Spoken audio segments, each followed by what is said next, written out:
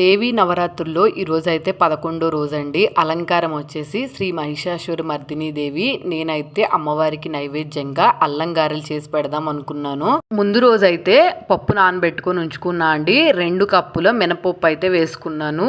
ఇవైతే next day morning అయితే చాలా బాగా నానతాయి, అలాగే ప్లఫీగా కూడా వస్తాయి గారెలు. అందుకని చెప్పి ముందు రోజు నైట్ నానబెట్టుకున్నాను.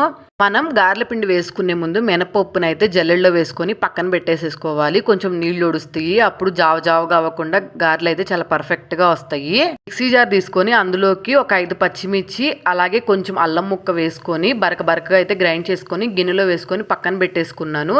అదే జారులోకి మినపప్పును అయితే వేసుకొని, చూసారు కదా ఇట్లా గట్టిగా అయితే పిండి వేసుకోవాలి.